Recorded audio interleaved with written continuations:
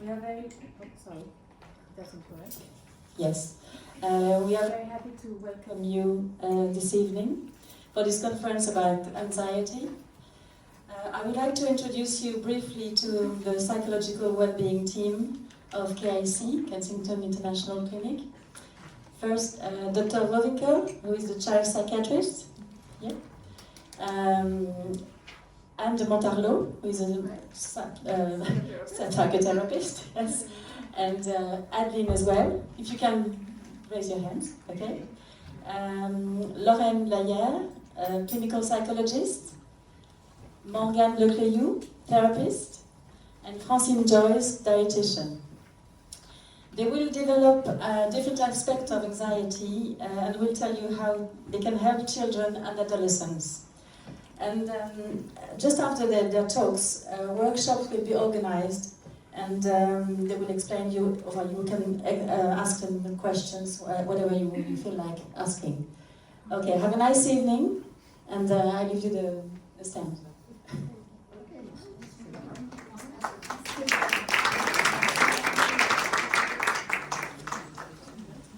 Hello everyone, thank you for being here tonight. So I will start with introducing anxiety at the general level, and my colleagues will then go further into their topics. Okay, so anxiety is a normal response. It shows up when we are faced with a challenge, an unexpected situation, or something that we don't necessarily feel able to cope with. So, as you can guess, in children and teenagers, this is something that occurs very, very regularly. It is often triggered by overload in homeworks, a lot of tests, when we have a lot to think about and we can't quite organize our thoughts, and also when we feel that we don't have much control over what is happening to us. Anxiety and fear are closely related, and sorry, is it working? Yes. Lost my thoughts. Anxiety and fears are closely related, and with anxiety come a lot of physical reactions. Those physical reactions are perfectly normal, but we interpret them as dysfunctional, and they can lead to more fear, more worries, and increased anxiety. Essentially, fear triggers our fight or flight response. Have you all heard about the fight or flight response? Yeah? Okay. So this goes back to very early in the development of humanity, well, humans, when the threats were very real and life-threatening. Fight or flight response would kick in. That involves an increased heart rate, our respiration gets faster, we would sweat, we would be tensed, and these are reactions that we still feel today, even though the challenges and the threat that we face aren't as life-threatening as they used to be before. Because let's face it, a math test is not exactly life-threatening. But our system, or nervous system, the nervous system that deals with the fight or flight response, hasn't evolved as quickly as society has. So when we're presenting all of those reactions, they are worrying, but essentially those reactions are just our body doing its job. This is our body is trying to put us in the best possible shape to either fight or either flight. Fight or fight, yeah. So increased respiration allows more oxygen to get in the body. Increased heartbeat allows blood to bring this oxygen to the muscle. Tension ensures that our body is ready to get into action. And even perspiration, it's just here to help us maintain our body temperature. So all of those manifestations that today we feel are dangerous. Some people, when they experience all these, think that they're about to die, but essentially it's just our body trying to keep us alive. It's our body working really well. And I find that when I do psychoeducation around anxiety, explaining all of this to people allows them to handle those situations with way less stress. Next slide. Thank you. The way anxiety presents itself, it can be emotional, physical, our response in social situation, it can be our behavior, it can be the way we think. They can all come at the same time, they can all present themselves independently. It depends on the person, the unique individual. It's also, I'm guessing you're all parents here and you have children, so you've already all noticed that your children react in different ways. So it's very much about getting to know them and seeing what works with them and how they present anxiety. These are the reasons why children can get anxious. Obviously at school, the workload, the test, the atmosphere in the classroom, the relationship with the teacher, all of these can impact their anxiety.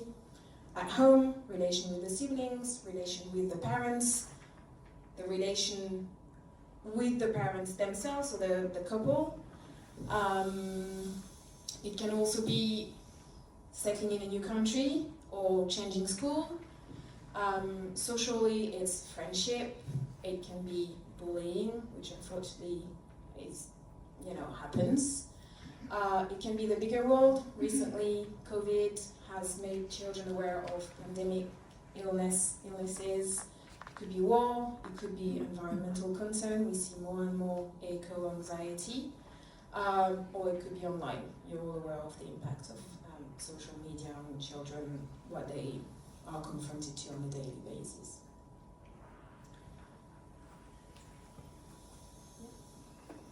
And finally, the difference between anxiety and stress, because this is a question that comes very often, and I think it's very important to be able to differentiate the two. So essentially, stress has an identifiable trigger. So you know why you're stressed. And usually when this trigger is over, you're not stressed anymore, you're not anxious. Anxiety is very close to stress, but it doesn't necessarily have a trigger, or it has a trigger, but even when the trigger has disappeared, the lingering feeling stays. So, say your child has a math exam. I'm taking math because I was really stressed with math when I was a child. So your child has a math test, and they're getting really, really stressed.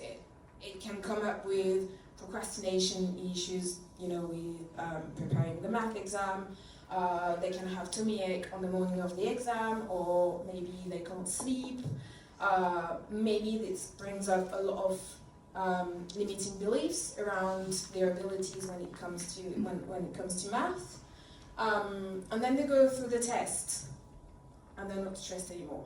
It's done, it's dealt with, they're fine. It was just stress. However, if it carries on and it fixes itself to something else, or it doesn't fix itself to anything else, but the anxiety, the physical manifestation remain, and there is this impending feeling that something might happen, or that they are, not necessarily in danger, but they are constantly worried, then this is anxiety. Yeah? Okay, and that's me done for my presentation. Thank you very much.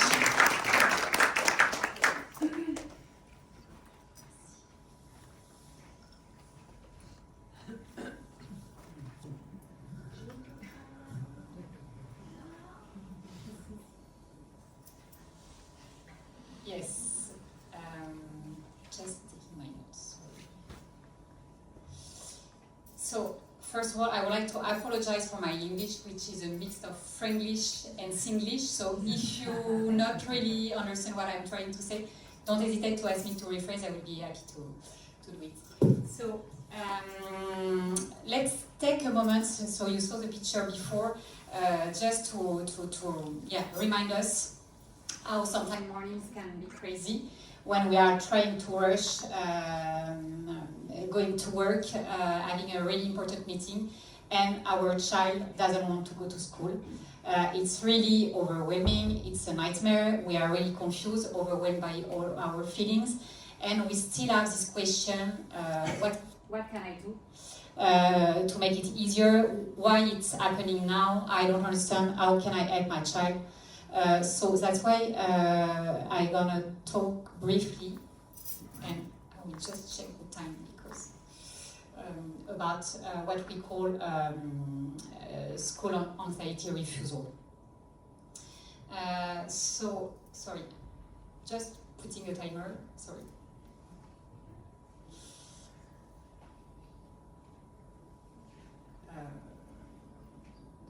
Et je n'arrive pas à mettre le timer. Bon, ok, vous me dites parce que je vais pas gérer le temps. So, anxious school refusal, it's a disorder, and it's really defined by the fact that the child cannot go to school, really doesn't want to school because he feels really anxious. And it's really paradoxal because he's saying that he wants to go to school. So there is really this wish for the child to go to school, but he can't. We need to make a difference between different kind of absenteeism when we are talking about school refusal. School refusal is really defined by the fact that the child wants to go to school.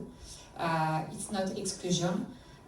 Parents are really willing and helping their child to go to school, which is not always the case when we are talking about school withdrawal. And the child really feels stressed and really anxious, which is not the case when we are talking about skipping school. In French we call that école buissonnière. So it's really led by anxiety. And the child usually never hide his absences. Is really willing to talk about it, which is, as we can understand, not the case when we are talking about skipping school. So school refusal is happening. I think I missed a slide, but anyway, school. No, but okay, it's okay. School refusal. Okay, you can go ahead. School refusal is so when it's happened. It's mostly happened during big transition, and when you are skipping from a level to another, for example, from primary to secondary school, or from secondary to higher studies, and it could appear during those big transition. Its symptoms also shows up around certain school-related times, like before going to school, in the morning, but it could be also Sunday evening, with having really a fear and anxiety increase by the idea to go back to school. It could be after school term, when you need to go back to recess. So we can observe that there is like developmental pattern, but there is also triggers, and I think, yeah, it's on the next slide. There is also triggers that we need to observe. No, I'm confused with the slide, but anyway, there is also triggers that we need to observe, specific triggers, like relationship issues with bullying, and Aline will talk more about that later. When you move from a country to another, or when you are moving to a new place, when there is parent separation, when there is a friendship breakup. So this kind of trigger are really important to identify, to notice, but they are not really the main point, and we don't need to focus too much on that. It's really more important to focus on the deeper anxiety issues. School refusal can start variously depending on the age of the child, but Usually, it's more gradual beginning, and the child will start to skip part of the day. He skip a class. He start to have delay. He doesn't want to go for an exam, and he start to complain also of physical symptoms that he used to avoid school. And slowly it will increase. It will become more significant. He will ask to go back home for the lunch because he doesn't want to stay at school. He will see the school nurse more frequently. He becomes more resistant to go to school, more oppositional, and crisis can start before going to school. He can also try to run away when it's time to go to school and to escape. And so, yeah, extreme fatigue also start to show up. That fluctuate during the weekend. You know, they are really tired at the beginning of the weekend. Saturday afternoon and Sunday they feel better, and then they start Sunday afternoon to feel really tired. So it can really lead to misunderstanding, and it's part also of the diagnosis, because the child is really anxious when it's school-related schedule, but when he's not going to school, he feels well. So it's misunderstanding. It can really lead to misunderstanding because the parents can start to think that he's playing something that is not real, but it's because the environment and the fear is far away when he's not at school. And it's also really missing to misunderstanding because the child usually cannot really explain why. Okay, so when you are really asking to your child, why are you scared? It's difficult for him to understand, and it can, if you're asking to make the question, it can start to develop kind of thought which are a bit automatic, not always real or true, and so it's really important to focus more on how do you feel, what is happening, what did you notice, instead of why. So when you are asking that, it will help you to understand the real cause of the anxiety. And I think this one is on the next slide. Yeah. To understand the real cause of the anxiety, because school refusal is really the top of the iceberg, and we need to understand what is under that. It could be mostly separation anxiety, with a lot of worry about something happening, if something bad can happen to the one the child loved. It could be social anxiety with the fear of being judged. It could be also panic attack, panic disorder with panic attack, where the child is really overwhelmed by the panic attack, and the panic attack really coming from nowhere, so it's really stressful, and the child starts to avoid situation. There is other dynamics can explain the anxious school refusal, like a non-anxious mechanism, like learning difficulties, ADHD. We can also find what we call oppositional disorder, who can be also one explanation of the anxiety school refusal. Of course, it always leads to low self-esteem and depression, so it's really important to have an early intervention to avoid the situation to get worse and other symptoms. So Morgan mentioned that, so I will not stay too long on mechanism, but it's really important to understand that facing anxiety, you have two mechanisms. You face the situation or you avoid. Avoidance is really making the situation worse, and because you really create automatism and pattern. So it's really important to encourage the child to find a balance between staying sometime at home to have a release, but also going to school to face all the situation and to work with all the support on finding it more manageable. So, yeah, this one was about avoidance. I will go to intervention, and just to insist on the fact that it's really important when we are talking about this kind of refusal to work as a team between family, school, and therapist. And I think it's a slide. Next one. Yeah. It's really important to work all together with the child to be really efficient. Intervention needs to be early intervention, and it's important also to keep in mind that it will be a long-term perspective. Okay, with some time, a lot of fluctuation. Situation get better, but can get worse. But it's okay, and we need to anticipate the difficulties. So for parents, it is really important to observe your child, to anticipate and to identify the sign of anxiety. Trying really to understand what is telling you. It's important to trust him and to understand that if he's expressing anxiety, it's true. It's not a manipulative way to avoid school.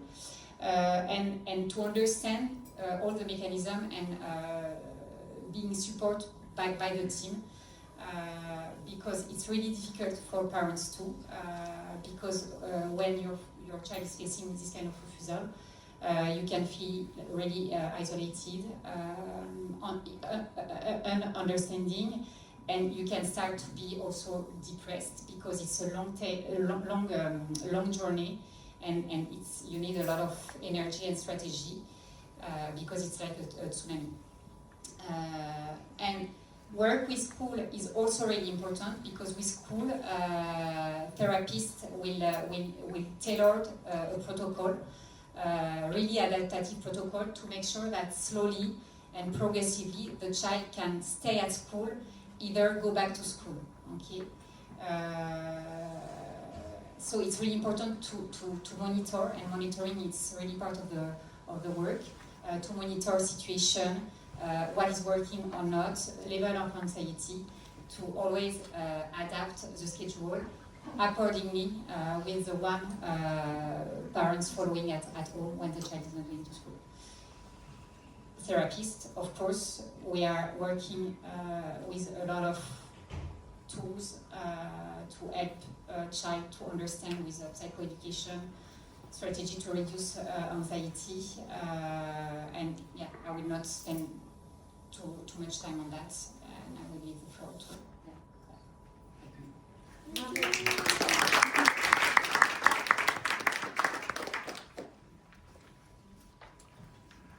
So I will continue on that point with what we do with anxiety therapy. Actually, so there's no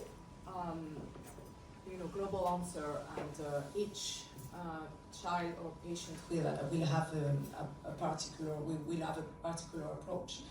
But what I do first, I'm trained with transactional analysis, which is really what's happening in the relationship.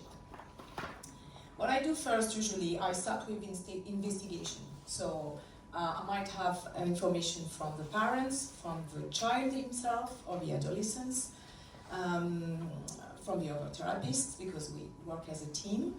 And also I work a lot with the symptoms. The symptoms usually are quite annoying for the clients, and they want to get rid of them, If I'm always stressed, I want to get rid of my stress. But my symptom is my red flag. If I feel stressed, it means that something happened, something that I don't really control, and that I really want to get rid of that, but I need to understand. So my body, my brain, they send me a message saying there's something going on. And as a therapist, I really start with the symptoms.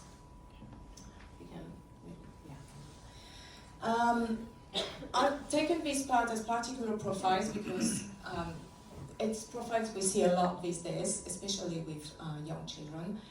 I think our society is, children and adolescents we live in a world with a lot of things to, learn, things to see, things to feel to test, and that might be a bit too much for our brain, I don't know. Anyway, I'm talking about ADHD profile, hypersensitivity, giftedness, HPE in French. Only some aspects of the spectrum, but it might be concerned as well. And why did I take these particular profiles? Because they might, most of them, when I see them, have a poor connection to their emotional feelings. This poor connection is bringing us to, different lack of feeling how they feel. For instance, I would see children, they arrive in the session and I said, how do you feel? Oh, I feel great. Okay, what kind of out of 10? How would you feel? 5 out of 10. No, 5 is not great. Which means if they leave the house in the morning with 5 out of 10 and they're bullied or stressed or they have a math exam, they'll come back home, they'll have probably 2 or 3 out of 10. And even if everything went right at school, they'll come back home miserable, and you might have a tantrum or things like that.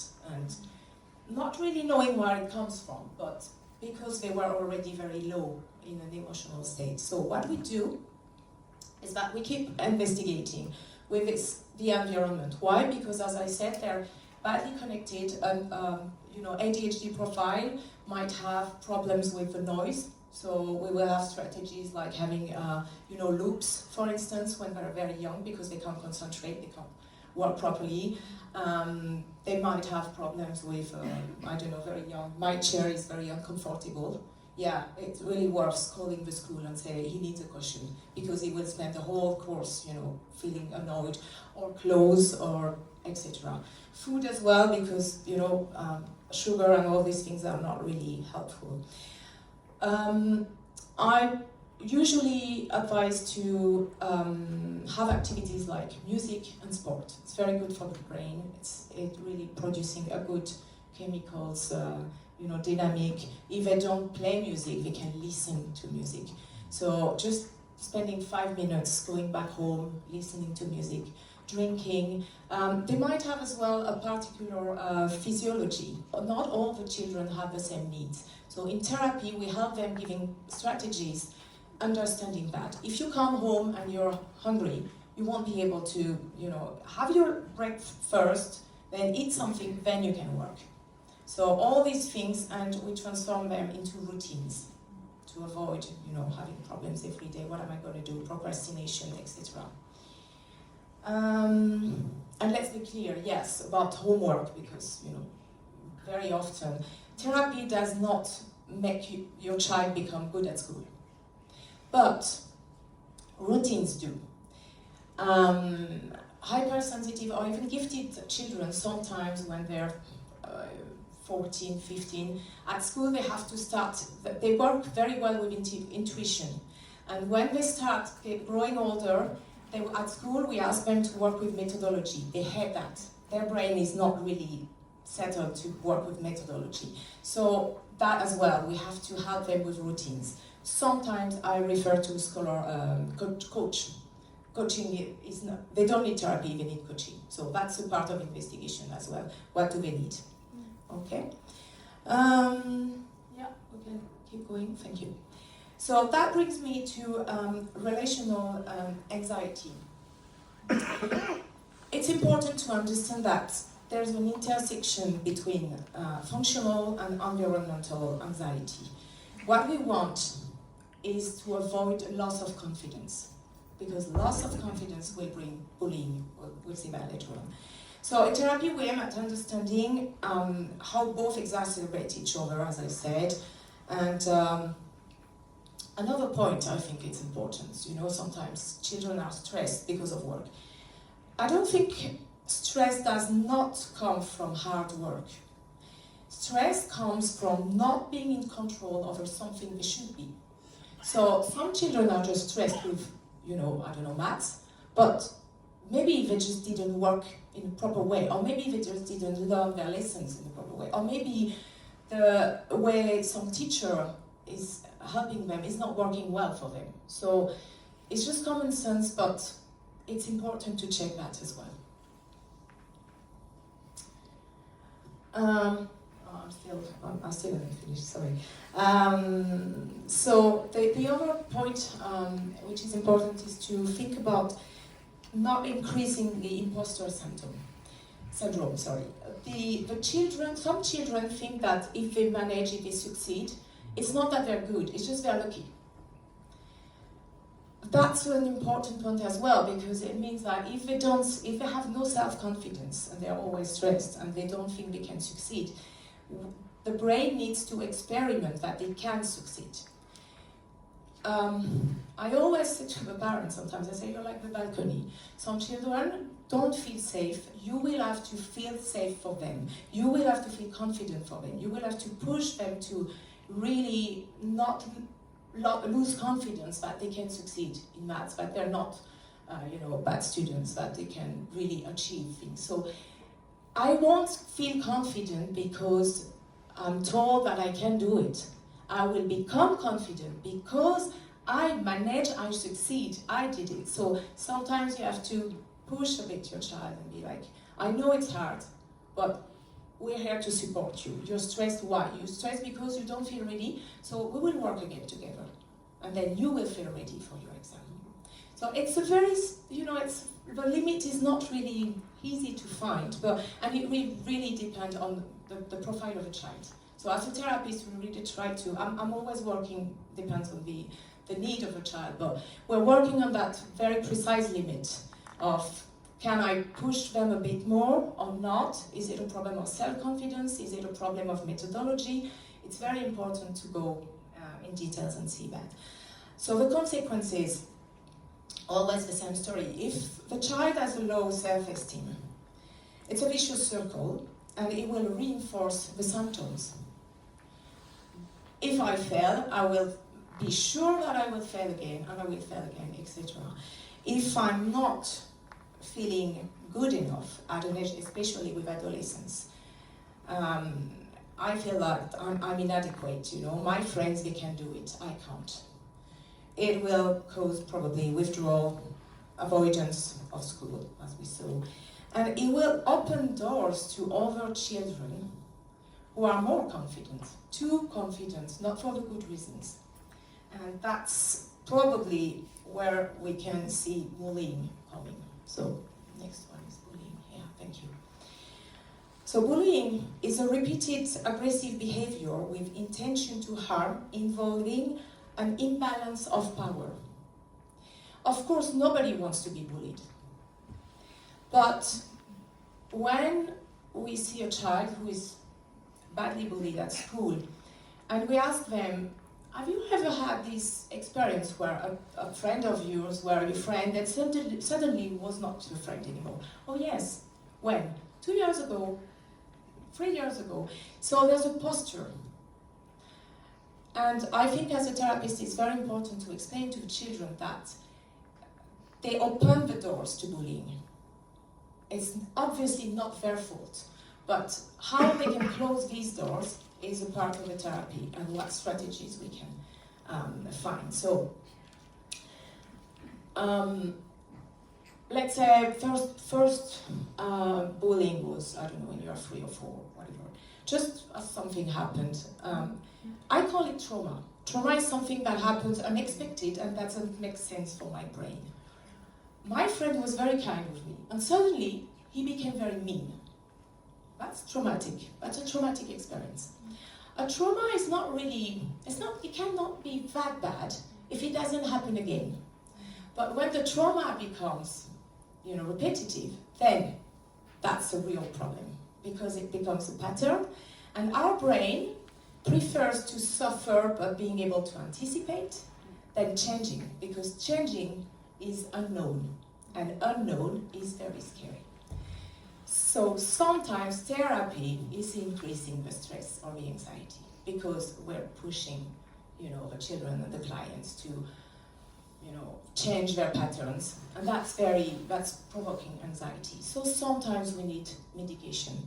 Sometimes we need, as I said, coach. Sometimes we need more support. Sometimes we really need to contact the school so that the school would find a quiet room for the child, and when they feel overwhelmed, or a particular adaptive plan, and we work with different schools with that, so that when they feel overwhelmed, they can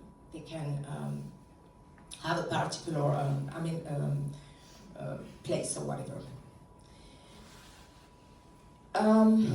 This risk of repetition, we see it, and you know, bullying. I have adults that they still talk about having been bullied years later. It's really traumatic, and it becomes harassment at work. So if you feel that your child is bullied, their first reaction is that, no, we're not talking about it because it will become worse. They will take their revenge. That's the complete opposite as an adult that you have to do. You have to talk about it. We take, as a therapist, I always see with a child how we can talk about it. With the school, with the parents, and we have to, don't forget they feel very unsafe in these moments, so, and vulnerable. So you really have to we find an agreement, and I always tell them there's no compromise here. We have to tell them. It's sometimes really hard, but one of the good strategy I found is to tell them, look, if you don't say anything, and you know, some children, they really want to die because it's so terrible, they feel stuck in that. And I say, look, if you die, which nobody wants that, it will happen again to someone else. And funnily enough, I mean, there's nothing funny, but they feel touched that if they can't imagine themselves doing that, but if they do it for someone else, that would work. So it's something sometimes you can, if your child doesn't want to get help, you can say, you know, that could happen to your brother or sister later on. That could happen to another friend, because these people won't stop. So we have to stop these things in a way or the other.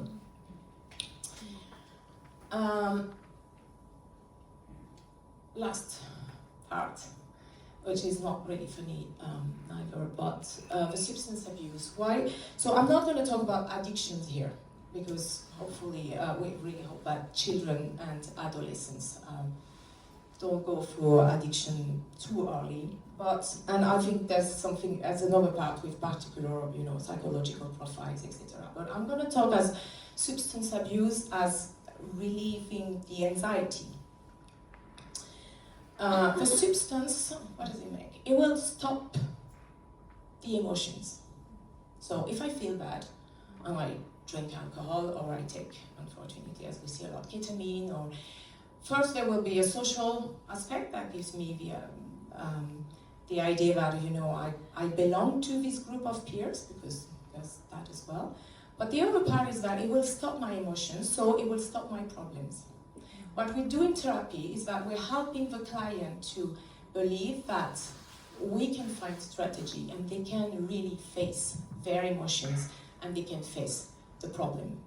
When your child is afraid to go to bed because they think there's a ghost in the cupboard, you don't tell them, no, there's no ghost. You hold their hand and you go and you open the cupboard. And that's what we do in therapy. We really show them that we can handle the emotions together. Which means in between two sessions, if they're really overwhelmed, they can call, they can leave a message, and we can process the emotions together.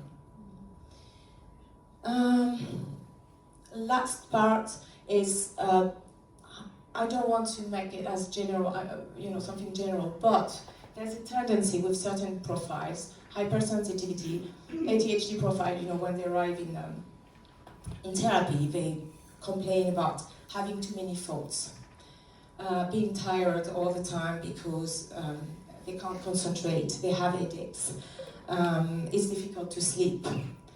When they think or they do something in the relationship, they don't even connect to how they feel. They try to anticipate what the other thinks about them, etc., etc. And the use of substance will help them to process that, to calm down the thoughts. So that's something we work together as well a lot in the team, and we try to find the best solution. Sometimes medication is really important, and it's really helpful, because you cannot leave an adolescent with being in such a painful state for days and days. So, and it's helpful as well. We work better in therapy, so it's important to have that in mind. yeah, as a conclusion, I would just say, I think to be happy in life, our brain needs, human being, we need two things. We need good relationship and making sense. And if we help our children and adolescents to really believe that it's possible, that they can find the right relationship, maybe not this year, but later on, and they can find the right place. You know, it's not about being popular, it's not about all these things, it's really finding the right place for you. Then I think we can make them happy.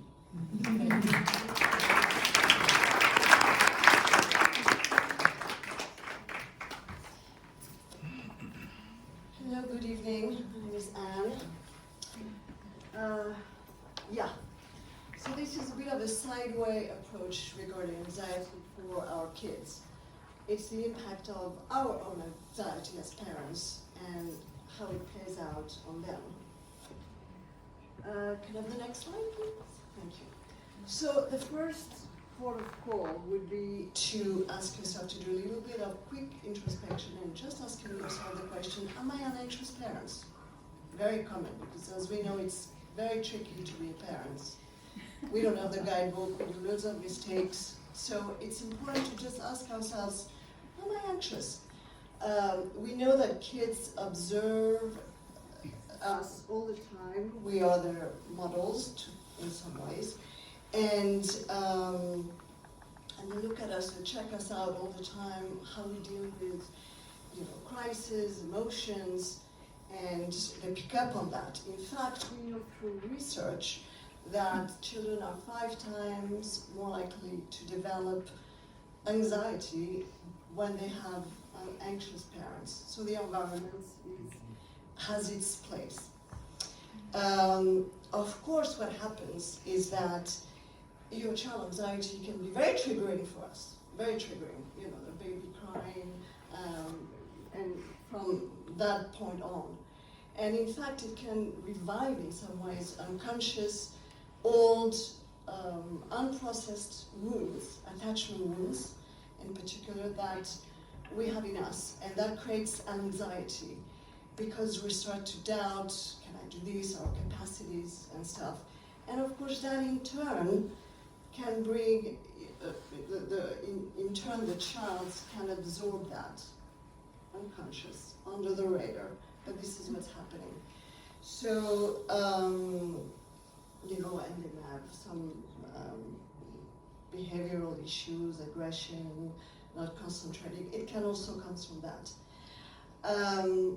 The 2 key words or 2 key often current behaviors that you do when you're anxious as a parent, you can, and we see that a lot because life is life, we can be overprotective or over-controlling. Helicopter parenting, that's an expression we hear often, and that's not good. So we have to try to catch ourselves, because unconsciously, again, when you're overprotective, out of love, of course, or over-controlling because you want to do, to be good, to be a good parent, the child message that the child hears and metabolizes is that I'm not able to do it on my own. I'm not able, because I'm saved all the time. That means I'm not able. It's not as clear as, of course, I'm saying it now, but this is what's happening. Oh, that I don't have the capacities. So what can, next slide please, what can we do? Because it's important for the child, to have parents that they can feel his parents, her parents, can be contained, can contain the child, can protect, and can tune in. We can't do that all the time, but it's important to do that. Very important. And, because it creates the famous solid foundation, solid attachment, not anxious. Regarding control and overprotection, it is better, in general, the rule of thumb, to, not for a baby, of course, or young child, to allow mistake, without rescuing quickly, immediately, the child, or to invalidate, no, it's going to be okay, all the time. Because again, the child has to learn and develop their own coping strategies, and a sense of control. Small sense of control needs to grow. Example that I often take, you're cycling on a bike, the kids falls on the ground. Don't immediately go, allow a few seconds for the child to express physiologically the fear. It has to be released, and the child will reorient himself automatically to the parent to seek comfort, protection, explanation, and that they can get over that. Very, very important. That they can get over an anxiety-inducing situation. It's okay. Now, what to do for the parent? Because we're here to talk about us, parents. What can we do in order to co-regulate? Because parents are co-regulators. We were talking earlier about the nervous system. That's exactly that, from the nervous system lens. So we co-regulate the child. But of course, to co-regulate, we have to self-regulate. And self-regulate, they often talk about the mask in the plane. You put the mask first, and then you take care of the child. It's the basic idea. We have to learn to deal with that, with us. Because we know it's difficult to communicate a sense of calm when we're freaking out. And we're freaking out, it's okay, but we just have to be aware of that. Because the child is looking, and it's very important for the child to see how we cope, because that's little seeds, that's how they model their behavior on us. So very important to do that. So I have it's the next slide, sorry. Self-care, so what can we do? Self-care, big word, we hear it all the time. It means self-regulation. We learn to respond and not react. Again, it's the ideal. We do our best, the good enough of Winnicott. That's what we want. Breathing, exercise, walk in nature, the usual spiel. I'm sure you know that because it's all over the press, but it's important to do. Model stress tolerance. That's what I was saying. Self-regulate yourself. Open communication. Talk openly with your children about your feelings, but avoid overwhelming them with negative emotions. Of course, it has to be age appropriate. Don't, spill everything, but don't hide. They have to see, because they will. It's like teaching them. Learn your triggers. That's very important, so you can work around them. Create a supportive environment the best you can for your children. Encourage them to express their feelings, provide them with the love and attention, tuning in appropriate. If you feel overwhelmed, which is totally normal, with the anxiety of your child, or you're fed up, you're tired, just take a break. It's okay to take a break. It's better than freaking out too much. Find a support system. We're not an island. We need help. Find a support system. You can't do it all, on your own. And of course, if all that fails, seek professional help. Do go and see us in therapy. We do a couple of sessions. Maybe you have your own intergenerational, your own wounds that are still playing a role, and you're passing that on to the child. So it's worth it. And finally, what to do with the child, some common things. Learn to breathe better, because we know that breathing helps the nervous system, our vagal nerve and everything. It kicks our parasympathetic, difficult to say, part, and it helps to regulate.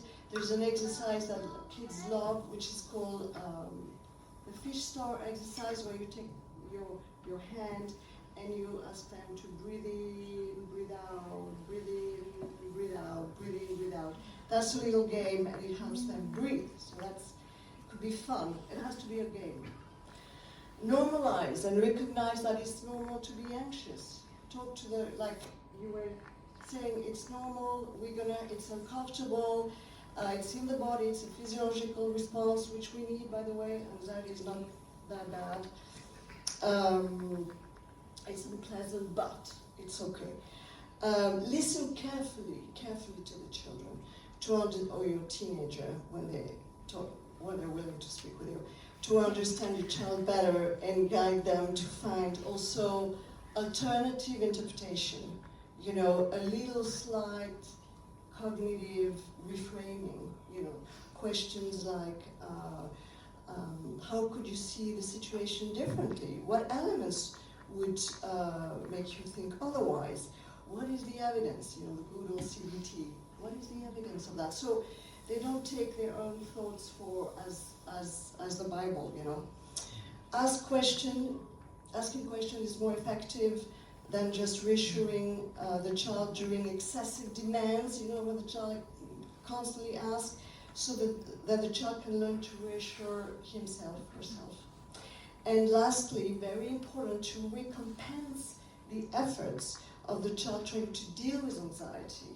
You know, the bravery of those little human beings. So it's good to say, you know, well done, instead of saving them all the time. So that's it.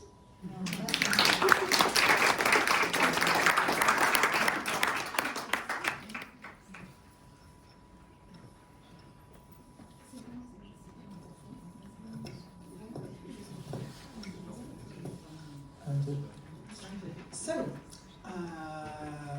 we are going to speak about something else, another aspect of anxiety that is a bit less familiar to all of you probably.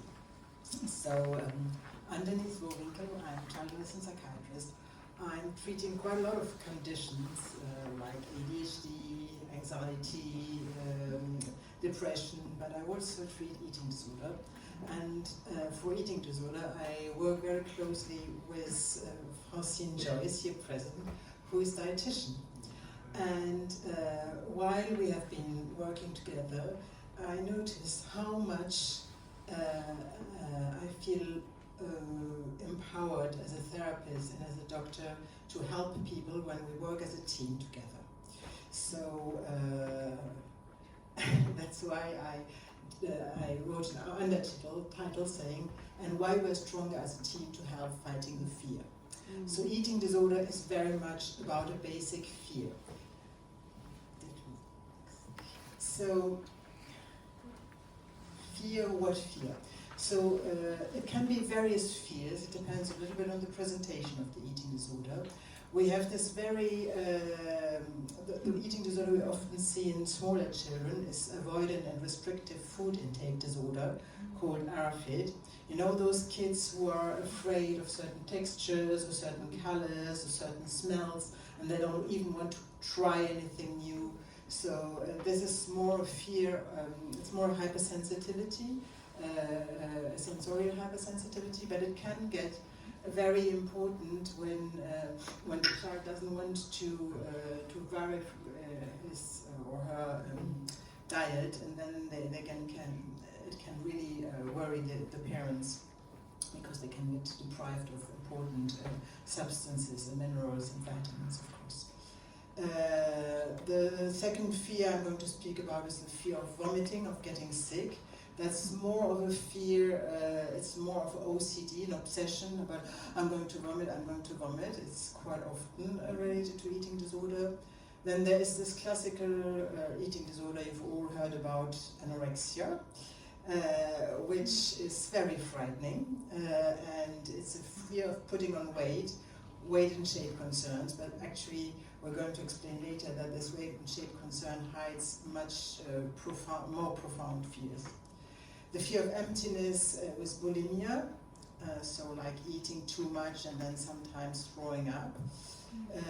Fear of eating in public, so this is very often related to anorexia nervosa, but can also be separated. The fear of eating in public is very often about feeling guilty or lack of self-acceptance, and it's a form of social phobia. And then the fear of rejection. The person does not accept part of who she and he is and projects this on food. So this happens often in less typical pictures of anorexia. Like you can have anorexia, especially in boys, and they don't have health weight and shape concerns, but they would deprive themselves from eating because they reject part of who they are. Next one. So the problem of the fear, it's all finally coming to the same problem. It's the fear of losing control over emotions or a relationship.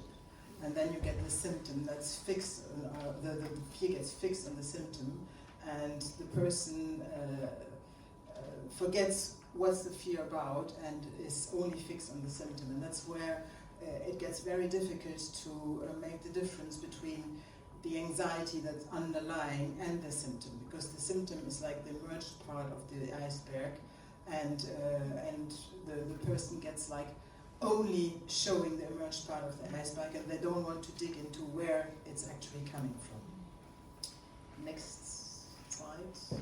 So that's where our teamwork really gets his sense.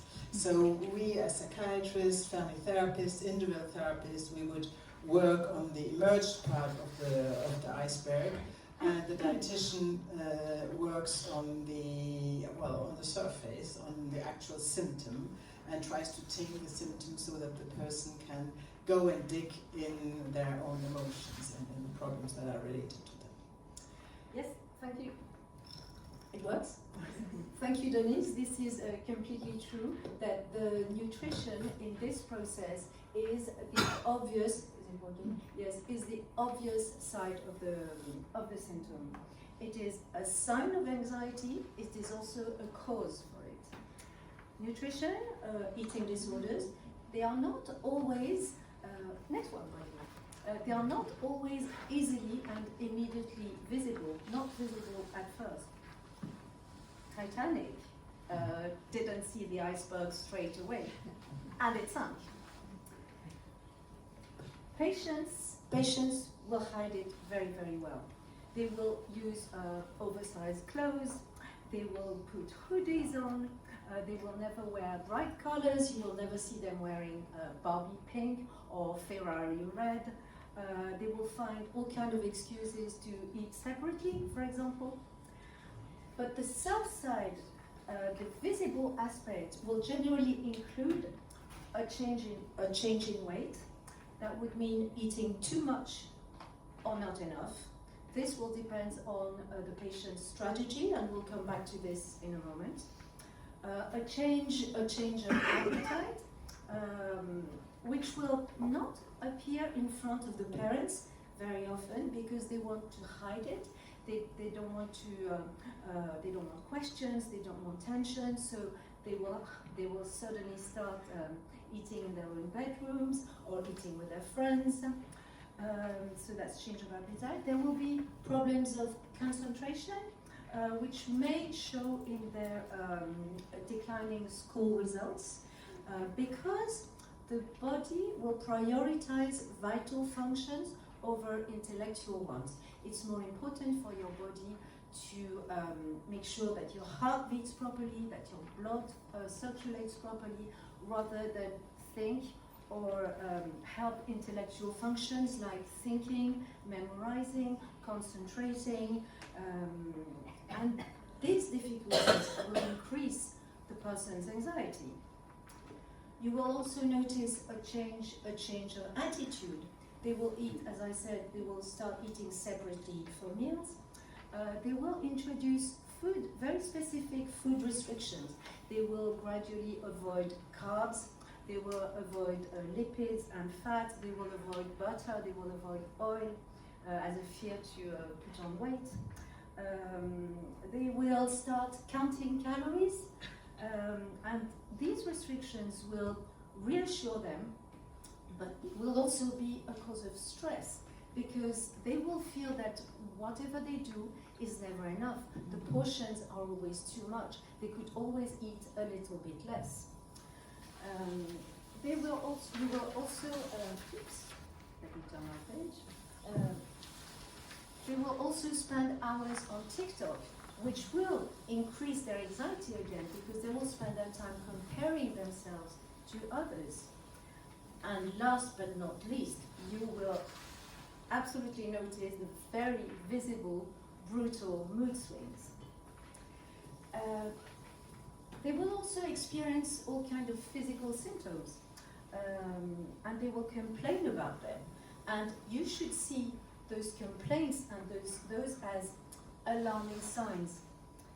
They will express feelings of tiredness, and this is very logical because if they don't eat enough, they don't have enough energy to feed their physical needs or their mental ones or psychological ones. They will experience some bloating, and this is due to their poor food choices. They might experience cramps, and that's because of the tension, but because of anxiety, or even sometimes because of hunger. They will progressively show signs of progressive enzyme deficiencies with increasing difficulties to metabolize several elements like proteins or lipids, and these will cause further digestive discomfort. It will also trigger changes in their microbiome, and this might cause dysbiosis. Slide number 2, please. So, nutrition as a mode of expression, because all these symptoms, all these emotions are very difficult to articulate, very difficult to express for them with words. Words can be very difficult to express as they refer to possible painful event or to a very, very unpleasant reality. Sometimes these emotions, they refer to emotions that have been bottled in for a very long time, such a long time that they become almost unconscious and it tortures them from the inside. These emotions can be good ones or bad ones.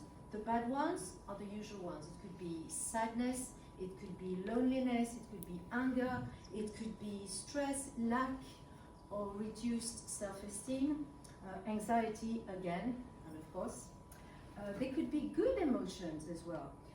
Pride, success, happiness. Like when you pass an exam, what will you do? You pass your driving license. What do? You go outside, you buy a bottle of champagne, you buy a big cake, and you try and you share it with your friends. This is not because you're more hungry or more thirsty that day. It's because you want to share your emotions. So whether there are good or bad emotions, you express them with food. So food becomes a language. You either start to disappear and not so as not to become a target anymore, or you binge to protect yourself with some extra weight, which will work as an armor to like a physical protection from aggression. And if it works, it becomes extremely and dangerously addictive. You feel you regain some kind of control over your life. People will start complimenting you and saying things like, "Oh, you look so nice in that size 6 new dress." And therefore you will eat less and less to get even more compliments, or more and more to protect yourself even more from criticism. And you'll become transparent to be invisible, to become more or less invisible to judgments and comments. And worse, you can eat more and more to fill a void, a kind of emotional void, and then you start throwing up in the toilets behind everybody's back, you start vomiting, you start every day behind everybody's back, you start using laxatives, and to avoid putting on weight, and you're extremely scared that people will notice this. And the fear of being discovered is a huge, huge source of stress. Number 3, please. Yes. So the consequences of this attitude are numerous. There are physical ones, the usual one, you will have weight loss or weight gain. Deficiencies, of course, because of the food choices, deficiencies in macro or micronutrients. You may have cardiac issues with slower heartbeats, arrhythmia, muscle thinning, low heartbeats, in which case you need to be transferred to a cardiologist to check the health of your heart. It will have an impact, poor nutrition will have an impact on your immunity, on your hormonal system, and this is why anorexic patients or overweight patients, very often they lose their periods, and it takes up to 2 years to get them back. They will be tired, they will have all kinds of digestive issues, whether it's hunger for sure, nausea, constipation, diarrhea, bloating, cramps, and increasing difficulties to digest all sorts of elements. You might also notice a dry skin, hair loss, and feeling cold. That's for the physical consequences. The psychological ones are much worse because they are constant, they are daily, they are obsessional, and they become a real torture. Those patients, they want to get better. They want to stop vomiting. They want a normal social life because they feel very isolated in this situation. They want their period back, but they are not confident enough to get back to a healthier life and to face their own fears. And it's this ambivalence which is a source of huge, huge anxiety. It gets them to having body image issues. They start having a distorted vision of themselves. They start exercising too much, over-exercising, and we often do that exercise where we show them a page with different silhouettes which correspond to different BMIs, and when we tell them which silhouette corresponds to who you are, they very often choose a silhouette that's 10 kilos bigger than what they really are, very, very often. So their distress is due to these ambivalent feelings, and they are very dangerous. They might lead you to depression. The way out is opening up to somebody neutral, somebody who is not emotionally involved, like parents. You need to see a specialist. Because children will be scared of their parents' reactions. They don't want to scare them, they don't want to hurt them, they feel ashamed very often, they don't want to disappoint them. So this is when the psychology team comes in. My aim is to restore their physical health and help them rediscover a good and happy relationship with food. The psychiatrist and psychology team will help restore their self-esteem and their mental health. Next. We have a double act. So the progress when we work as a team goes faster, better, and further. So faster, you have to know that in average, anorexia needs at least 2 years to get better or to recover fully. That's the best case scenario. So it's quite a long journey we're starting with our patients. Better, well, it takes often very long for an anorectic patient to accept the idea of refeeding, an idea of getting better through putting on weight. So it's a very, very difficult period for the parents, and that being supported by a whole team is really helpful, so that they keep hope and they keep encouraging their child. And further, you have to know that 2/3 of anorectic patients relapse and get chronic for many, many years. Sometimes it's a lifelong disease, lifelong condition. And the teamwork helps it not to get too fixated and to go towards full recovery. So full recovery is that you don't have anorectic ideas for your whole life. At a certain point you have anorectic ideas, you know where they're coming from, you know which part of you has been touched, and then you can cure from them. But I always tell my patients, the only ones who really recover fully from an eating disorder are those who know why they have developed an eating disorder. What is the deep reason why? So that's my experience. Next slide, please. So we, working as a team, corresponds to having like 5 pillars. So the dietitian would take care of the meal plan, weighing the person, taking off the fear from food, explaining why the body needs the food to have more energy, and develop like a good relationship to food and to the body. The psychiatrist would coordinate the different team interventions, would sometimes prescribe medicine to decrease the anxiety, because the anxiety often is so strong that if you don't decrease it, you can't work on it. The psychiatrist would monitor physical and psychological progress, launch the process of exploring the hidden part of the iceberg. Like sometimes they don't want to go into therapy. So they say, my problem is a food problem, I don't have a psychological problem, I don't want to see a therapist. And then trying to get together like what therapy would help for, and the self-confidence. And so it's often like this start of the therapy which the psychiatrist can launch. The individual therapist would be the one not talking about food. He or she would be the one helping the patient to understand the underlying causes of why they're anxious to eat, and if they succeed in the therapy, actually they are cured from their eating disorder. We often ask the family therapist to be there to support the parents, because the parents are it's very draining for a parent to have a child with eating disorder. Very, very draining. I think it's one of the most draining mental health disease that a parent can encounter in his child or his or her child.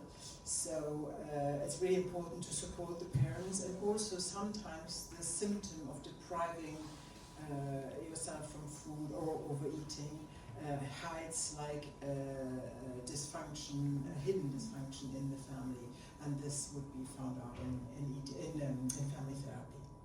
Sometimes it's a hidden demand for more attention, more love, and it's not something obvious, like those parents are loving their child, they're very caring, but there was like a history where the child has felt abandoned for sometimes reasons that the parent hasn't even seen, and then that's something that can come out in family therapy. And sometimes we also need a GP, because the GP would monitor the more physical aspects, like referring to the cardiologist or how to protect major organs or things like this. So it's really, when you have a team around such complex cases with eating disorder, it's really helpful, because then we can really support the parents and the child to get better. Next slide. Me. So the nutrition program. The nutrition program includes. The nutrition program, is that better? Includes two main objectives. The first one is to restore physical health, a healthier BMI, a strong heart, a healthy hormonal system with periods back, no deficiencies anymore, and stable energy levels. The second is to restore a happy relationship with food and to socialize again. So this happens in several stages. The first one is trust. Gaining that trust is essential, as they will not follow your advice if they do not trust you. So you need to listen, I need to repeat, to make them understand that I have listened to them, listen to their feelings, to their fears, with no judgment, whatever they admit to, even if it is vomiting, using laxatives, or self-harming, or sometimes worse. Give explanations to their attitude. This is your way of coping, this is your way of expressing your distress. I understand, but this is a dangerous strategy which does not make you happy. Let's find together a healthier way of coping and dealing with things. Then there is an education stage where you make them question their certitudes. Certitudes like, if I eat carbs, I will have a big bum. Yes, you will have a big bum if you eat too many carbs, but if you eat the right quantities, that cover just your needs, you will not have a big bum, and you will have a stable energy for physical performances as well as intellectual ones. Now, if you are physically strong, you are mentally and psychologically strong as well. Then, important to explain the difference between weight and body composition. This is not at all the same thing. You can explain to them that they can work with me trying to change their body composition, not worrying too much about their shape, because this is what they worry the most about. So I always try and convince them and say, look, your body composition is not right. You're too lean, you're too whatever. We can change it. I can prove them in 1 week that if they eat carbs for a week, they have not put on weight. They have changed their body composition. They have transformed the lipids into hormones, for example. That bun is still the same, even with the banana.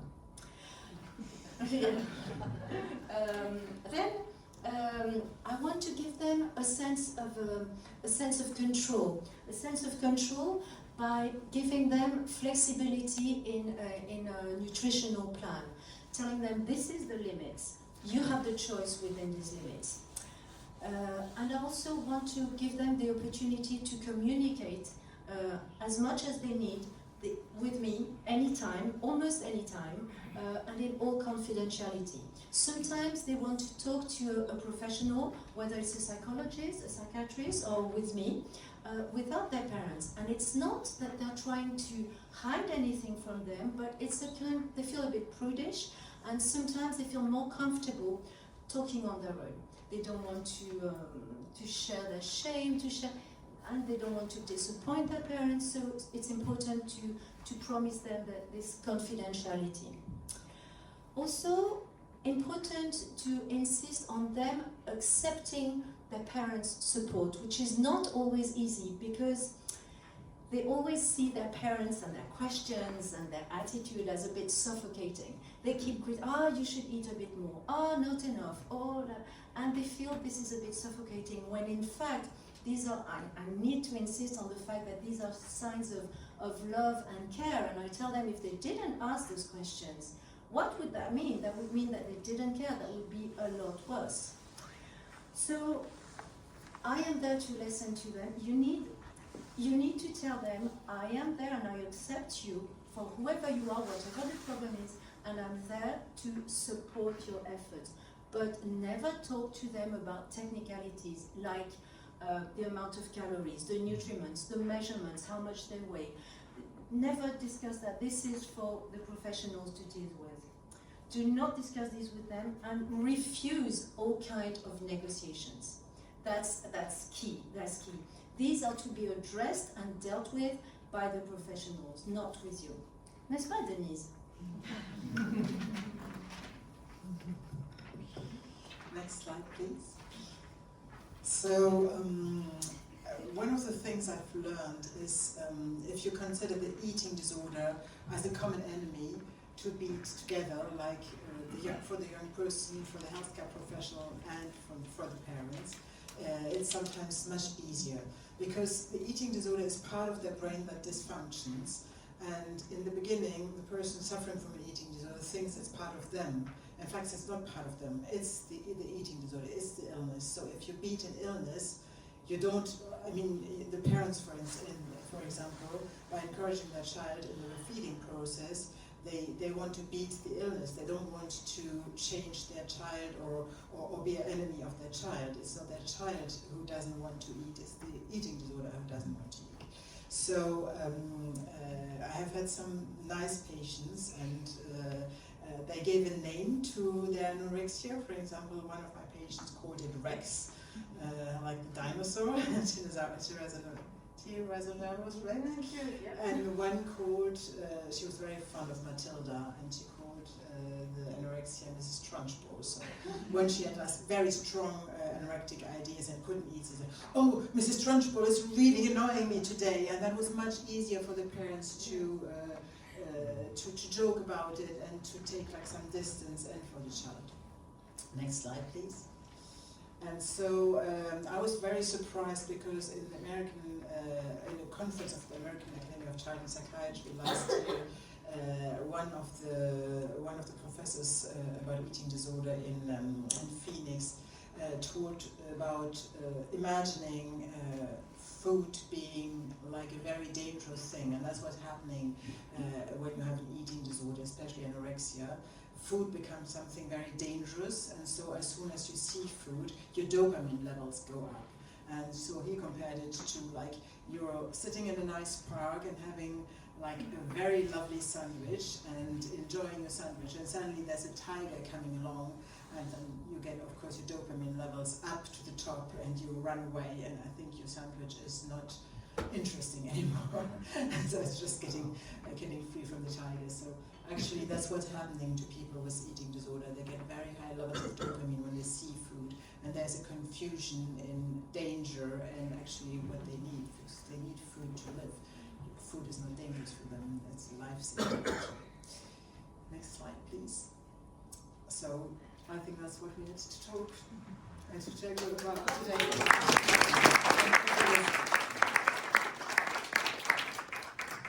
So now we are, all the questions are in the corner